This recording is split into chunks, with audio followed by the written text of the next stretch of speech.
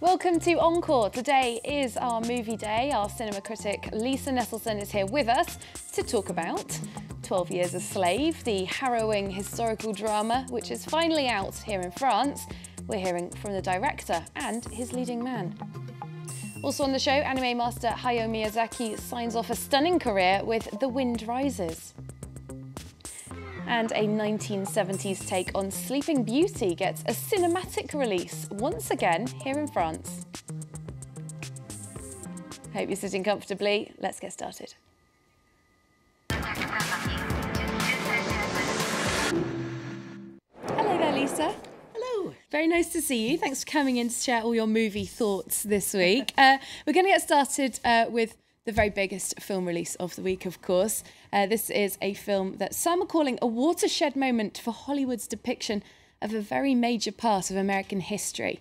12 Years a Slave is the true story of Solomon Northup, a free black man who was kidnapped and sold into slavery in the southern United States in the mid-1800s. It's based on a book that until recently was almost unknown. Here's a look at the film with a few thoughts from star Chiwetel Ejiofor and director Steve McQueen. I want to ask you what part of the country you come from. I originate from Canada. I guess where that is. Oh, I know where Canada is. I've been there myself. Well traveled for a slave. Incredible story and autobiography that was, at the same time, very poetically written, full of humility, a very humble account of just trying to explain what happened to him. It was like dancing with ghosts in a way. The trees bear witness to, you know, all the horrific things that happened there. Sorry, horrific things happened in the most beautiful place. There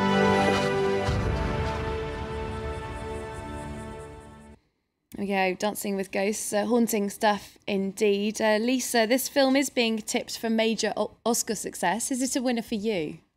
Not to be flippant, but the film really could be summed up as freedom good, slavery bad. And most of us knew that, but it's unusual to see the toll that this institution took in terms of brutality, in terms of emotional, physical, what have you. As such a personal depiction, because we're following a real person who really existed. Absolutely. And so the story told from within, from his point of view. And also there were very, very few people who were free, were then hijacked, sold into slavery, and lived to tell about it. And this is an educated black man.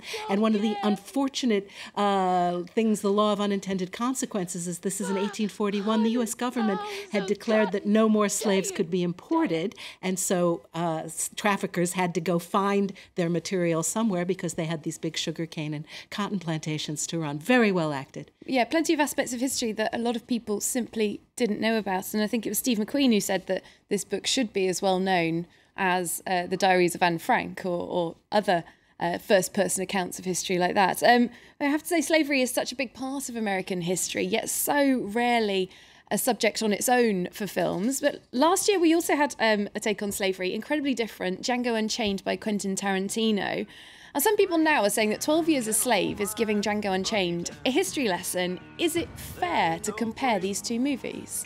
It's coincidental that we're getting a lot of stories now about this aspect of American history. But Django, of course, is a fantasy, and a revenge fantasy at that. Django does not imagine that he's ever going to be freed. This German gentleman comes along, and that's what happens. And of course, our hero, Solomon Northup, never imagines that he's going to get stolen and sent into the Deep South, and that is what happens to him. So to compare the two, not really fair, but kind of interesting. Certainly very interesting. Well, we'll move on to another Oscar nominee now with the very last film by a true master of his art. The Wind Rises will be the final movie by Oscar-winning Japanese anime master Hayao Miyazaki. Fans of his earlier works, including Spirited Away, Princess Mononoke and Howl's Moving Castle, will find plenty to enjoy here if the trailer is anything to go by.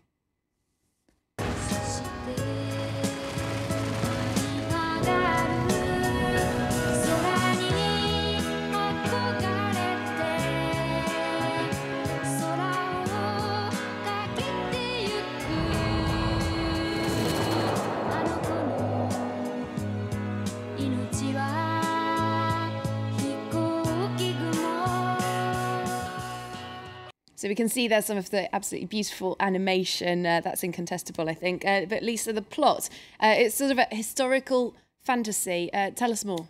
I would say that the plot is less important than the visuals with Miyazaki, because there's these extraordinary landscapes, these dream sequences, but it is in fact based on a real-life individual who was fascinated by flight and flights of fancy, for that matter, and who ended up using his engineering acumen to design what turned out to be a very deadly Japanese airplane that was used in the attack on Pearl Harbor, and also created created a lot of damage in kamikaze events. But it's set between the two world wars, and about the fact that Japan is getting kind of bellicose and wants to go to war. And Miyazaki has often been ahead of the curve. He's always had ecological concerns. He practically predicted Fukushima and to an extent also the tsunami. So this is a man who has drawn stories that we need to see. And here is what he had to say about his inspiration for this film. I was 7 years old after the war. All the young people who were older than I was dreamed of becoming aeronautical engineers. I was already drawing planes, but I only liked those from the 1920s and 1930s. In a Paul Valery poem, there's a verse, "The wind is rising, we must try to live."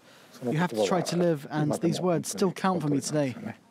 There we go. Hayao Miyazaki speaking there about a childhood love of planes and about poetry. But there have been plenty of critical rumblings in the United States, particularly about this film. Lisa, some people saying it glorifies the inventor of a killing machine. Is that criticism warranted? I think glorifying is hyperbole. It's put into an extremely bittersweet context. There's also people complaining that there are 8 instances of characters, hand-drawn characters, smoking hand-drawn cigarettes, and that this might give young people the wrong idea. So, of course, depending on if you were on the receiving end, you might object, but I don't. Okay, not a very objectionable film for you. Well, back here in France, the great and the good of the French film industry have been out in their glad rags this week for yet more awards. Lisa, we're talking about the Lumières prizes. Tell us more about them.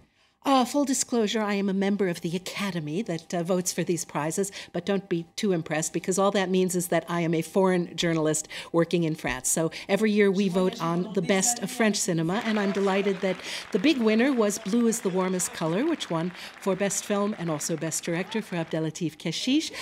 Most promising, Best Actress for Léa Seydoux, the co-star in that, and also in a film called Grand Central, and of course Adèle Exarchopoulos for Most Promising Newcomer. And this is what she had to say. As soon as I talk about this film or when I receive awards for it, I get very emotional because it's a film that changed my life. And it's brought a lot of people into my life who are still there today. It's opened many doors for me. Okay, I think we can all agree that her career is certainly going to go somewhere. Or she's got the potential to, anyway. We'll look a little bit further back into history now. We know that Lisa certainly enjoys the French habit of reissuing older movies. That doesn't happen everywhere in the world, does it, Lisa? This week we're talking about a vintage film from 1973. It's billed as a modern-day version of Sleeping Beauty. Tell us more about Some Call It Loving. Well, it was directed by a very interesting gentleman, an American man named James B. Harris. He's 85 now, and he started out producing the very young Stanley Kubrick. So Kubrick's legacy is secured. James B. Harris helped make The Killing, which is wonderful, Paths of Glory, which is a masterpiece, and Lolita, which you may have heard of. But hardly anybody's heard of James B. Harris, who directed 5 films, including this one. They're doing a retrospective of his work through the 30th at the French Cinematheque, and this reception to the movie, Some Call It Loving, was perhaps a little different here in Europe. Here's Mr. Harris. Well, it was sort of like a total opposite between Europe and the United States. The picture was very successful at the Cannes Festival in 1973. It was the Director's Fortnight lead picture. Now, when I opened the picture in New York, it was the complete opposite. For some reason, they just did not understand the film. They didn't think of it as the same way that the French did. Well, the French do have this habit of heralding things that sometimes it's completely justified and sometimes we really could have lived without. This movie screams late 60s, early 70s. The dialogue is leaden. The premise is that a musician buys a woman who has been asleep for 8 years from a carnival and brings her home to his household where there are tap dancing nuns, voyeurism, a little bit of lesbianism. It's a lot of themes that were probably very shocking in their day. They have not aged well. Okay, it sounds like a hoot. I like the tap dancing nuns. Thanks for telling us about that one, Lisa. That has brought us to the end of our very own modern day fairy tale for this week. So thanks very much again, Lisa, for telling us about all of this week's films. Thanks very much to you for watching as well.